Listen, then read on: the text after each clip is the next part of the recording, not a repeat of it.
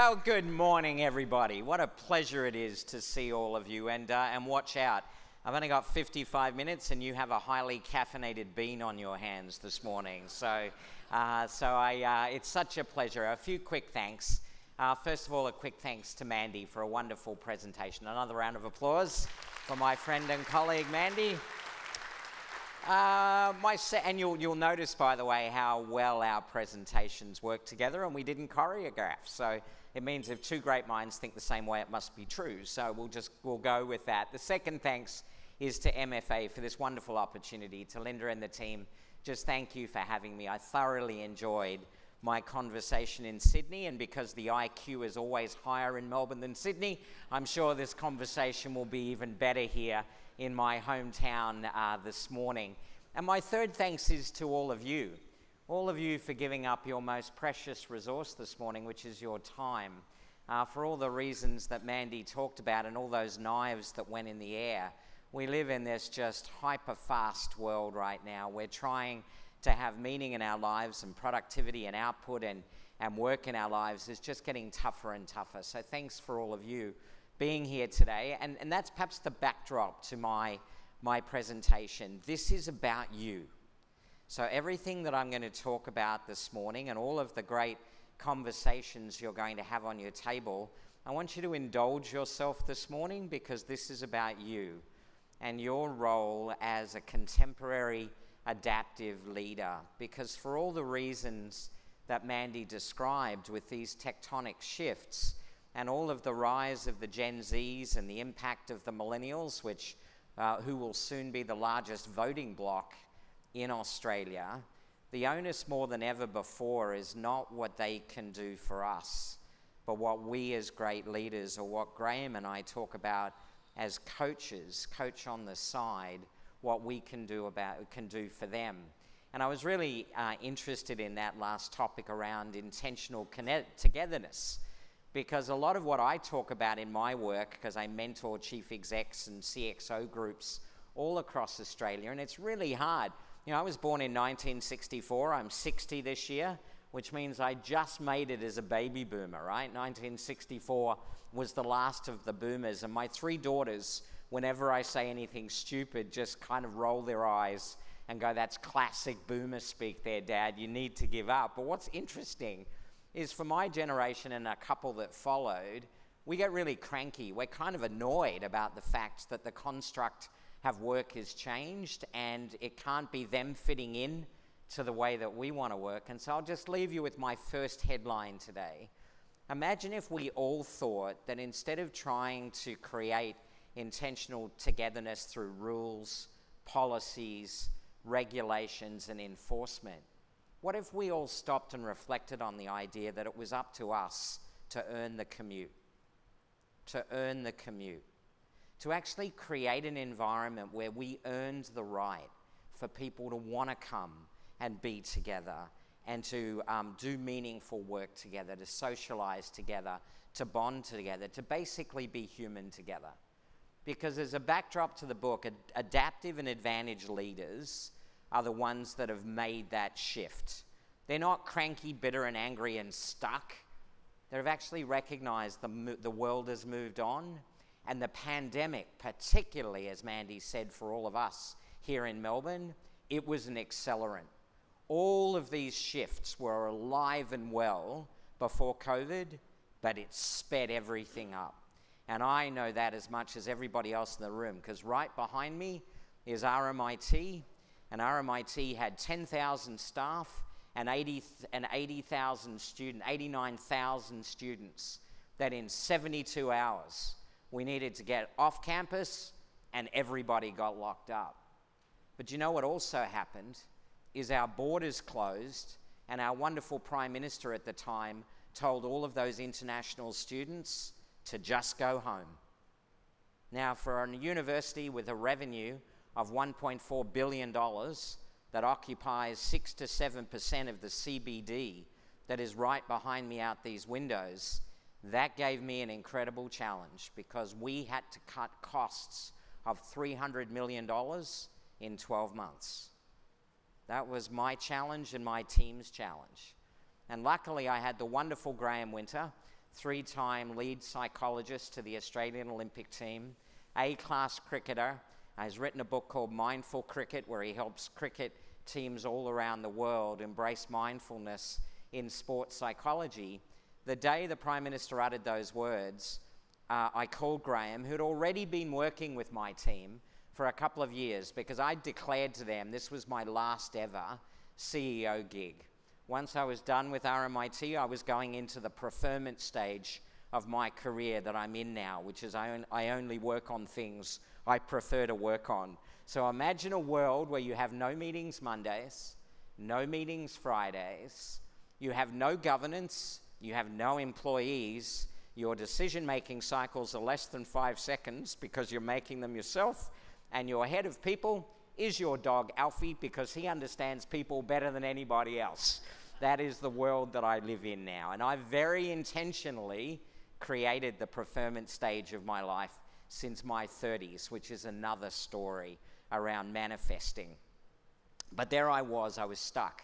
I had to cut $300 million. RMIT was started in 1887, and I didn't want to be the Vice Chancellor to let that wonderful institution down. So I called Graham, and I said, Graham, that beautiful leadership playbook that I've had for 30 years, that works really well. My team loved me, the university was running well, my governance loved me, everything was working beautifully. It ran in neat little weekly and monthly and quarterly and annual cycles. Everything was fine. But I realized in that moment it just wasn't going to work anymore. So my challenge to Graham was, if I was leading the Australian Ashes team or the Australian Olympic team into battle, to win, to perform, to exceed, to live up to our expectations, what would I do if I was the manager of that team? And we basically deconstructed my toolkit, we grabbed the bits that would still work, and we rebuilt it to work in this hyper-changing, tectonically shifting environment that we were now in. And I'll let you in on a little secret. When Graham and I were together about 14 months ago on Collins Street at the Westin having a cup of coffee. We were at the Westin because he was buying. I can't afford Westin coffee. But we were drinking Westin coffee, and he said, Martin, we've got to write this book. We've got to write a book not about the pandemic, not about what happened, but we have to write a book because every single leader is going through their own version of what you lived through. I had a 14-year-old young woman describe it to me a couple of years ago as, Martin, it feels like the world is just continuing to hold its breath. It seems to be one thing after another that just continues to create this turbulence around us. And even the last week, ladies and gentlemen, even the last week, think as what has happened. How the news we have woken up to 3 separate mornings this week has created turbulence around us, that has created turbulence in our households, our communities, our workplaces, our societies, and our economy.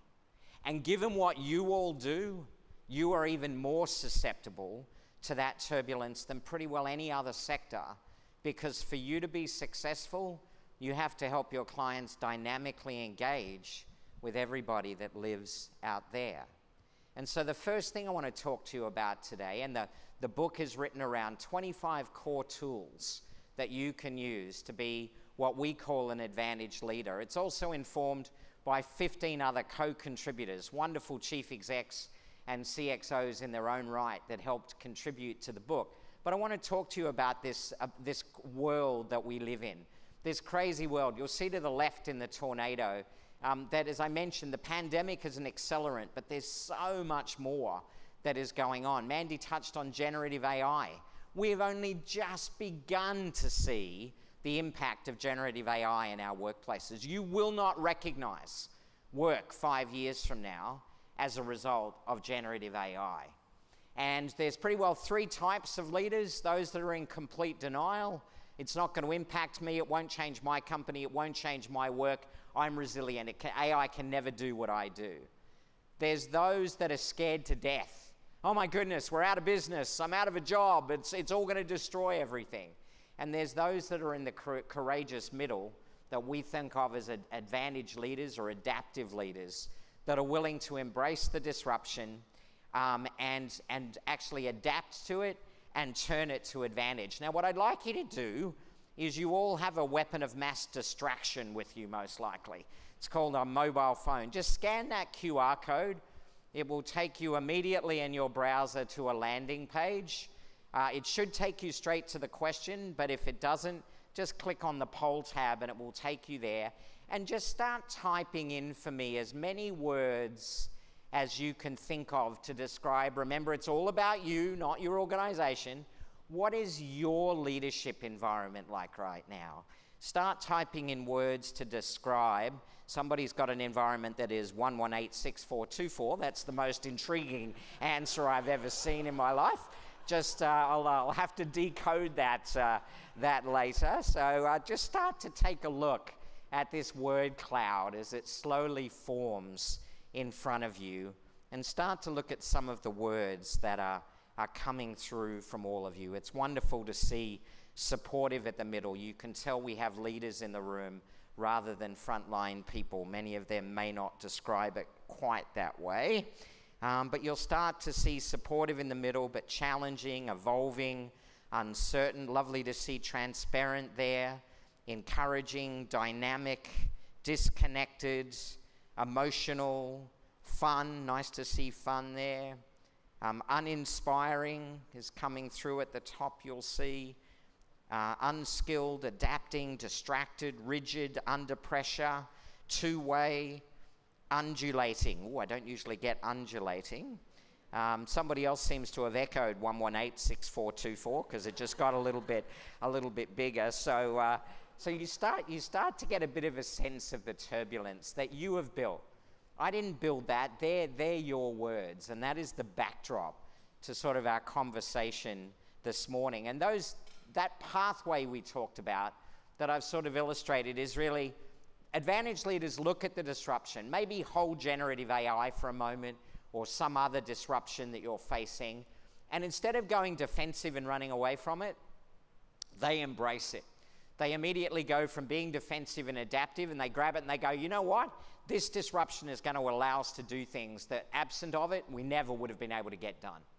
We're going to use this opportunity of disruption to actually leap ahead, not be a victim. And then they realize, though, that they've got to adapt. Just like all of you need to adapt as leaders. You've got to build new tools. You've got to build new ways of working. You've got to build new ways of engaging with Gen Z and the millennials if you understand that they are the future of your organization and your superannuation. And then if you jump forward, then an advantage leader says, I'm going to take all of those and I'm going to apply adaptive capabilities to emerge stronger from the disruption. I'm going to emerge stronger from the disruption. And as we and my team thought about what we needed to do to save RMIT, we actually recognized that we came up with, we are the custodians of this institution. And because that institution started in 1887, there were teams just like us in the First World War, just like us in the Great Depression, just like us in the Second World War, the Vietnam War, the economic downturn in the 1980s, going back a bit to the suffragette movement, which was largely fostered and born out of RMIT on the corner of Latrobe Street and Swanson Street. And we looked back and we said, if there was a team at every other one of those disruptions and moments for the university, and they sucked it up and they did their job so that we would still be here today, then we are going to do the same. We will not be the team that let that wonderful institution down. But we also recognized that through that year, it was going to be tough. We were locked up in rooms in our houses, and sadly, we were going to have to say goodbye to hundreds and hundreds of colleagues who would no longer be in the university. And many of you will remember this. We had to do that through computer screens, where at the end of those tough conversations, end buttons were clicked. There was no passing of the tissue box. There was no arm around the shoulder. There was no being able to see the emotional impact we were having on those people. There was simply a blank screen and emptiness and loneliness in those rooms that we were all occupying. But it had to be done, so we knew that was going to be tough on each other. So one of the teams said, you know what, we need to be like snow geese. Because snow geese, they fly in formation, folks, but when one of those snow geese falls behind, the rest of the flock doesn't keep going. Do you know what they do? They slow down, a couple peel off, and they tuck in behind the snow geese or goose that has fallen behind. They gently move them back into formation, and then the flock carries on. So when Mandy and I talk about what you need to do as leaders, your job of being the coach that your people need is all about how do you take care of every single one of your team, dial into them in their whole person, as Mandy described, the different conversations you've got to have, and recognize it's on you as the coach to give them what they need to be able to perform. And that's why it's got to start with calibrating your mindset. There's two types of challenges. Challenges that all of our boards and governance want, technical challenges, and then the real world of what we face, adaptive challenges. Technical challenges are linear, they're beautiful. They have a practical known solution, there's expert knowledge that provides best practice, there are clear rules and boundaries. When you fix the problem, it restores equilibrium and everybody's calm again. And there's this lovely predictable pathway that leads to confidence and trust. Because we've all been so rocked right back to the bottom of Maslow's needs hierarchy, we were rocked all the way down through the pandemic. It's why toilet paper sold out in a heartbeat, and I'm still eating sausages born in the beginning of 2020 that are in the bottom of the chest freezer at home. We were all taken back to that level of base need. And that's why people are craving everything to be linear and predictable and certain. But folks, most of what you deal with is not that. They're adaptive challenges or non-linear. The solution is unknown, and often the problem is unclear. There is no best practice. You've got to explore it. You've got to explore it to find how to fix it. It crosses all of these neat conventional boundaries. It requires new assumptions, beliefs, and habits. Ambiguity and uncertainty are everywhere, and that gives rise to unease and resistance. Human beings do not like ambiguity. Human beings do not like uncertainty. So in the face of all of that, we go defensive. So what I want you to do is pick up a pen. We're going to go old school. And I want you to think about for a moment, what is the most significant adaptive challenge you face right now? It could be work or it could be home. I'd rather you go for work, but if you've got a bigger one at home right now, take that one, but write it down for me. The reason why I want you to write it down is from a neuroscience perspective, when you write it down, you start to own it. When it's bubbling around in your brain and you're like a cat with a toy, you don't own it. So write it down for me in the little workbook we've given you, or you can write it down in one that you've bought yourself. But write that adaptive challenge down for me. And you'll know if it's really an adaptive challenge because it will be keeping you awake at night potentially. When you think about it, you feel that flight or fight mechanism welling up within you. For some people, there's a visceral physical reaction, the blood draining from your head. You start to feel your flesh creep a little bit. You know it. As I keep using these descriptors, you'll feel it. For some of you, if you've been in an organization where there's been a cyber attack and you get a call from your CISO to say, we don't know if we've lost personally identifiable data, just remember how that felt when you got that news. And so it goes on. If you're a particular chief executive right now of an organization that was all over the AFR yesterday, that might be in the casino business, you can imagine how that individual is feeling right now as they confront the world. So well done. Now, when you confront those adaptive challenges, the human condition says you run to security, which is all about being defensive, cautious, and fixed. Often you hold tight to control and power. You can be quick to judge and criticize. You lock down new ideas. You dismiss others' ideas. You try to be too perfect. You compare yourself with others. You play it safe, you avoid risks. You can often agree too readily because it's just safer that way. You shy away from conflict. You wait for others to act. That way, if they make a mistake, they'll take the fall. Or worse still, you passively resist. You say yes in the room, but outside the room, you passively resist the change. Now, the key to understand here, folks, is we are wired to do this.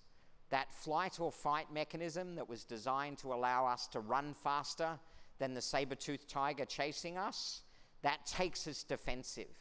So it's not about denying those feelings or thinking they're not real. It's about recognizing them when they emerge for you, building your own playbook to actually be able to manage them. Use that playbook, go opportunity thinking, and then decompress afterwards. It's what we call compartmentalizing in that moment. Because when you go to opportunity, it's all about being constructive, courageous, and creative. And it starts with you and your mindset, but then it immediately has to go to your team and helping them go from defensive to adaptive. And it's all about having the light on the hill, really clear intent. It's about running towards challenges. It's about iterating and experimenting. It's about expecting mistakes and knowing that from the mistakes there will be learning. It's a major shift to go into every adaptive situation and expect and reward mistakes. It's about persisting through difficulties. Most Australian employers, when I ask them what's the number one attribute you want from employees, in their top 3 will be grit and resilience now. They're looking for people who have the ability to persist through tough challenges. It's about building relationships, assertively speaking up, being open and seeking feedback and insight, encouraging views that are not my views, and helping others grow rather than cutting others down. That's what it's all about. And I've got to tell you, when it was 2 days before the borders shut, I had 40 of my top leaders in that strange-looking building on the corner of Swanson and Latrobe with the green snot that hangs off it. You might have seen that building. And we were together, and Graham had this slide up on a screen. I was sitting off to the side, and I had all of these demons running through my head. You know, will I fail? What's the board going to say? Is my superannuation going to be there 2 days from now? What am I going to do with the kids and homeschooling? The media's calling. What am I going to say to the media? I've got the union calling saying, what's going to happen with jobs? I was going defensive, defensive, defensive. And I looked up and I saw this. And I went, oh my goodness. I said, that's me. And I said, if I don't figure out a way to go adaptive right now, my team, my university, my students, their loved ones, my communities, I'm going to let them down. And I remember like it was yesterday having to go, right, Martin, suck it up. You have got to get out of defensive and you have got to go adaptive. So you've got to compartmentalize that. You've got to get up and you've got to get these people up. And now's the time to do it. That was my story. And I am so glad that that was up in front of me at the time. So in your workbook, you've got a little scale. You've got a little scale from off game to A game. I want you to look at your adaptive challenge that you wrote down, and I want you to put a little X on that scale as to where you are with that adaptive challenge right now. Are you all the way at the bottom playing your off game because you're trapped in security? Are you all the way at the top? You are on your game, your A game? Or like most of us, you're somewhere in between. Just put a little X on that scale where you believe you are right now. Where you believe you are right now. And now on your tables, folks, I want you to think about your adaptive challenge, where you are with your mindset on that scale, and I want you to chat with your colleagues about how you could change to be more adaptive. What could you do personally with your challenge? So tell them what it is and what you could do personally to be more adaptive. Away you go. I'll call time when time is up. Have a great conversation. Over to you, team leads. All right, everybody. Start wrapping up. My undergrad degree is in adult education, and the number one thing they taught you is never do this. Shh. But it's the only thing that works. Works in every country in the world and every culture. I don't know why. but shushing an audience seems to just do the job. Thank you for those great conversations. I know because I do this hundreds of times, some of you will have had on your mind that direct report that needs to be moved on, that you've been worrying about forever and torturing yourself, and you know they really need to be moved on, but you haven't quite figured out the courage to do it. Some of it will be because you've been handed a problem and nobody's ever had that problem before, and you've been asked to solve it and you don't know how, and it feels incredibly vulnerable and isolating to do that. And a wonderful member on our table summed it up so well. I won't name her for reasons of confidentiality, not that she said anything illegal or immoral, but she summed it up really well this way. She said, look, we know where we've got to get to. Nobody's ever had this problem before.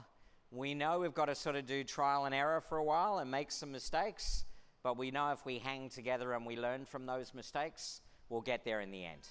And I don't think I could have summed it up better than the way that was summed up on our table.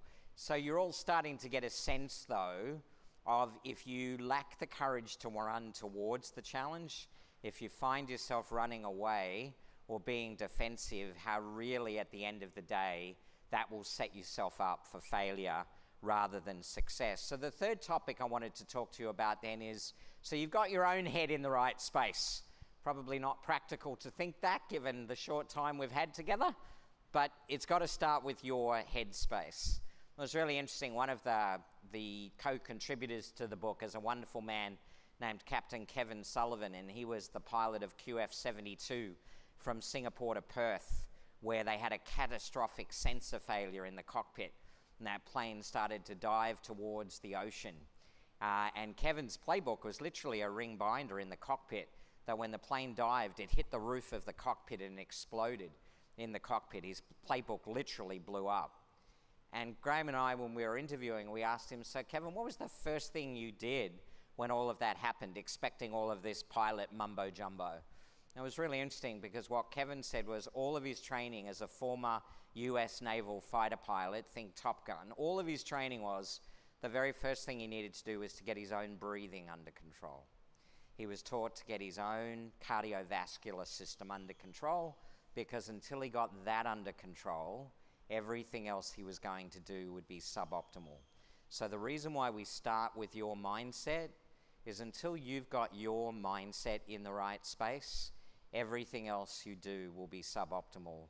And I can't tell you the number of chief execs and CXOs that when I run a session and I do this with them, they come up to me afterwards and go, I just don't think I can do it anymore. I feel burned out. I don't think I can charge the hill. I don't think I've got my mojo to get through it. And you might say that what I would do is put my arm around them, encourage them and say, you'll be fine, all will be well. But what I'm increasingly saying is if you don't have any gas, as the Americans would say, left in the tank, then run towards the challenge and get out of the role, because you're not doing yourself, you're not doing your team, and you're not doing your organization any favors. And guess what? Your people know it. Your people know it. So sometimes it isn't about always taking the challenge on. Sometimes it's about reframing the challenge and picking a new destiny or North Star for yourself and having the courage to follow that. And I know there'll be at least 7.35% of the audience today that is right in that spot. And for all of you, I encourage you to take the time to explore what other pathways you might want to take. So about your team, Graham and I love models. This is one of our favorites. For those of you that have had knee surgery, my apologies for the acronym, ACL, okay? But we really think it is the heartbeat of team collaboration, particularly in turbulent times. And there's three things: align, collaborate, and learn. And as a leader of a team, if you are constantly paying attention to those three things in your team, it's all going to work out really well for you. Align, which we sort of redefined in our book as commitment, because it's one thing to say, yeah, I'm aligned. It's another thing entirely to be committed. It's all about having vision, values, principles, goals, budgets, priorities, expectations, and agreements amongst the team. And the one where most fail is most executive teams don't have a purpose. I'd bet that 50% of you in the room, if I asked you, what is the purpose of your team? You'd tell me the purpose of the organization you run or the department or division you run, but you wouldn't actually give me a purpose of why your team exists. And absent of the purpose of why your team exists and why that team has 4 priorities that they're accountable for, you'll drift. Or worse still, everybody will walk into the room thinking it's Game of Thrones, thinking my job around this table is to fight for the resources, to fight for power and influence, to fight for my ego, and cut the legs out from everybody else around the table. That's how most leadership teams work, because they expect when you bring a group of individuals together, somehow that makes a team. Just not true. The second part, which lets a lot of teams down, is collaborate, or what we call sharing. It's about connecting, engaging, problem solving, co-creating, coordinating, supporting, challenging, and giving to others in the team.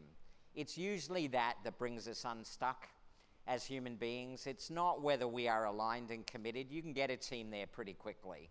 But getting a team to sustainably trust each other and work together, to snow geese with each other, and to share openly, that's another thing entirely.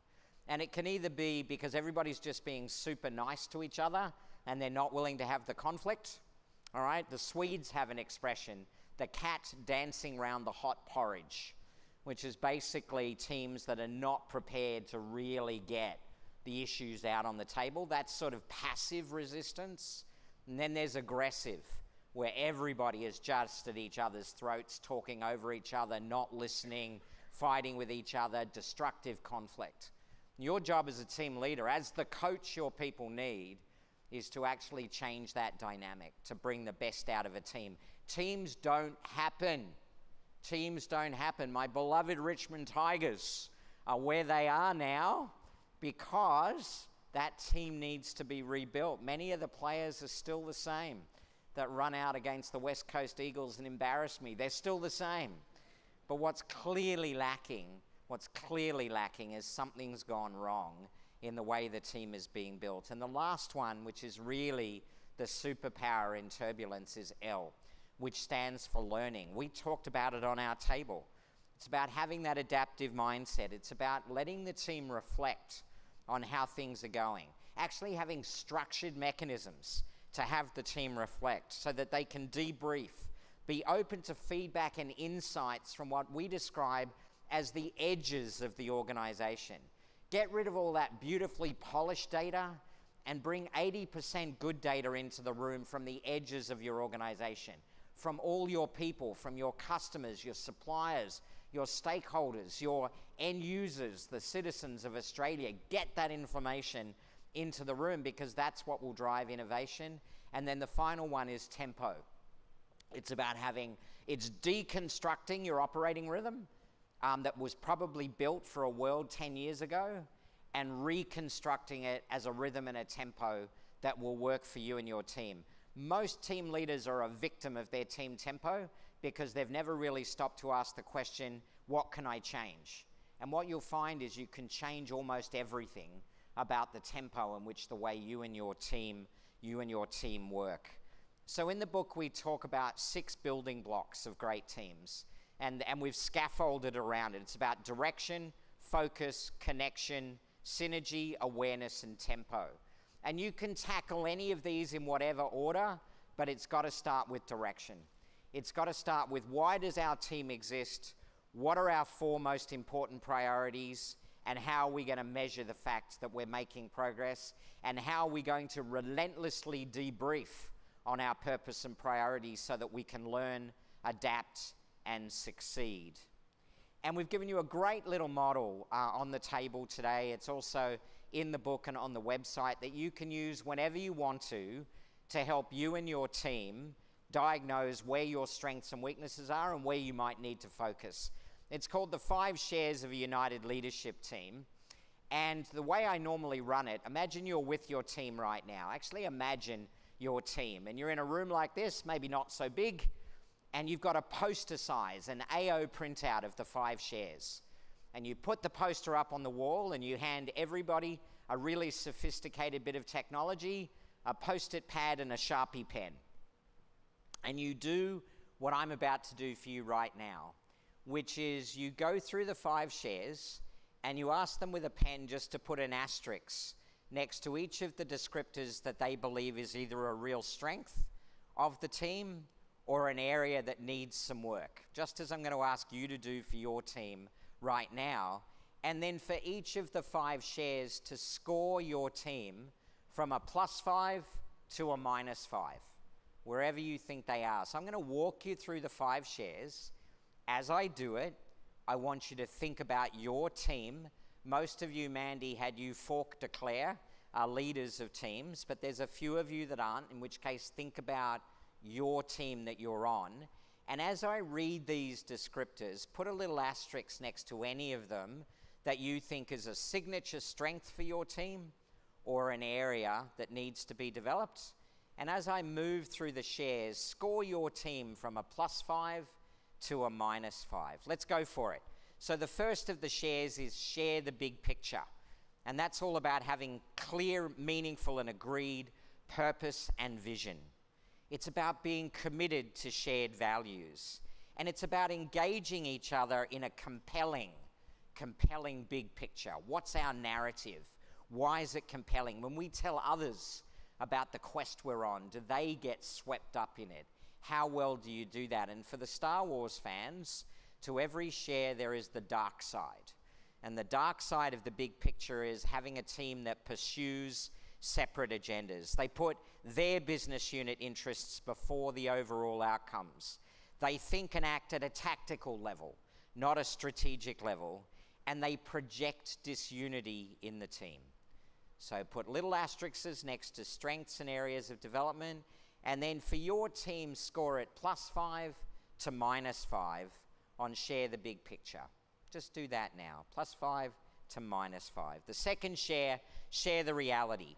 Taking shared accountability for outcomes, being open to constructive feedback, and having really high quality debates. But debates where we're not playing the person, we're playing the ball.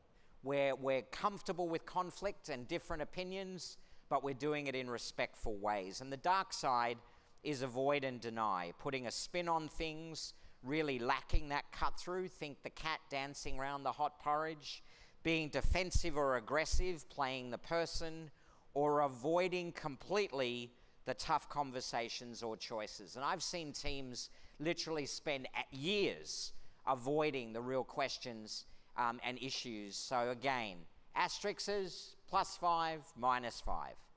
The third share is share the air, acting in ways that builds trust, keeping the lines of communication open, actively listening to each other, actively listening. Not listening so I can mount my counter-argument, but listening to understand and change my mind.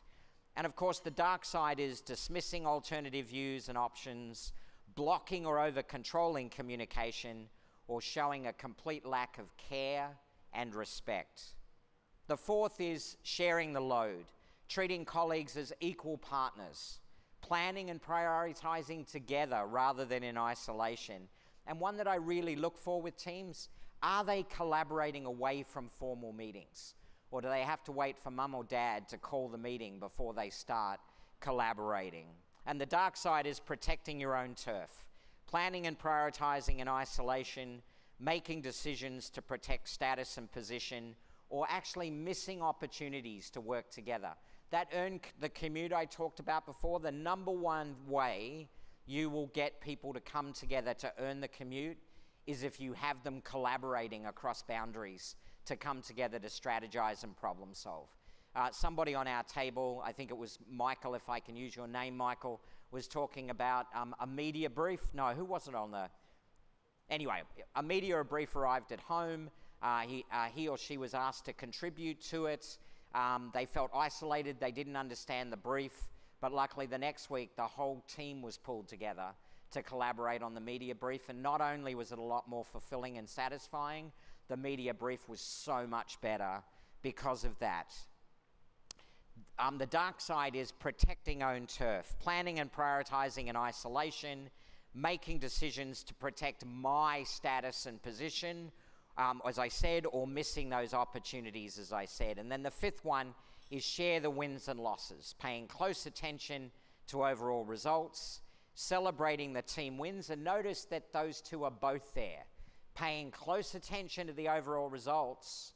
So you're in touch with it, what I call the vital signs, but then you're taking the time to have the wins, celebrate the wins, but you're also debriefing regularly, because the learning takes place from the wins, but it also takes place from the things that didn't go so well, the mistakes. And the dark side is play I win, you lose. So it's all about looking to blame others, evading accountability as a team, or being slow to learn and adapt.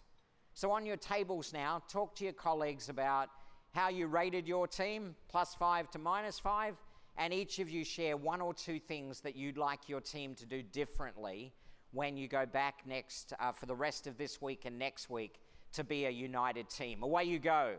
I'll call time. Dive right in. We're almost done. Right, everybody. I'm running dangerously close to upsetting Linda, which I don't think would be a good thing. So I'm going to bring you back together. Look, just my challenge to all of you, there were 3 on my table that said, oh, we've got an offsite coming up soon. I'm going to use this. I'm going to put it up on the wall. I'm going to repeat exactly what Martin did. And I encourage all of you to do that. Ideally not in the same meeting room where you normally have your meetings. Go somewhere else. Ideally where people can get up out of their seats and stand at a wall with their sticky notes and go one by one and have everybody put their sticky notes up. And what you'll find is not everybody sees it the same way. And that leads to some really interesting conversations if you create a psychologically safe environment for that to actually happen. The second thing that's going to happen, I had to disillusion you, but if it's not safe, they'll all say you're perfect. That should be a big red flag for you. But if they are feeling safe and they're honest, their scores might be a little lower than yours. And then when my team did it, I was feeling pretty good as the team leader. And then suddenly Graham said to the team, and who's the best team to evaluate you against these 5 shares? And we landed on, well, it's got to be the top 100 leaders in the university. Now that makes sense. They know us better than anybody else. And then Graham asked my team, and what score do you think they would give you? And every member of my team gave us less than -3 or less. And that, I remember, was like a punch to the kidneys to me. I was like, I felt so deflated because it was my team that was saying we'd be rated that way. But you know what? I'm so glad I sucked it up and went adaptive, because then out of that conversation came the real learning. So I encourage you to do it. What you try to do is to distill 3, 5, 7, what we think of as signature ways of working, things that you want to focus on to be better. And then I encourage you to carve out 5 to 10 minutes at the end of every meeting to put them up on the screen and say, how are we doing? Debrief and learn. How are we doing? Are we making progress? Not just in the room today, but since we were last together. You'll be amazed what happens to the team if you have those conversations. Here's a wonderful example of one of the teams that I've worked with, and they gave me permission to share. Theirs were ET first, executive team before functional team, have each other's backs, trust and support as a priority, talk it out, be accountable to each other, resolve issues, close out issues and ensure follow-ups, and step up, prepare for meetings, and don't waste each other's time. Do you see how they've used really plain English? You know, they're things that you can identify with. They speak to you. These are for you. Strip the jargon out, strip all the polish out, make it real, make it authentic, a little bit grungy, and start living them and start debriefing on them. The final thing I want to just wrap up on before we go to Q&A is that when you're the coach, you set the tone. And a recurring theme that came from all of our co-contributors, those 15 other people, completely unprompted when we were writing the book, we asked the question, what are the 1 or 2 things that you did differently during COVID lockdown that you want to keep now and keep in your playbook as you look ahead in these turbulent times?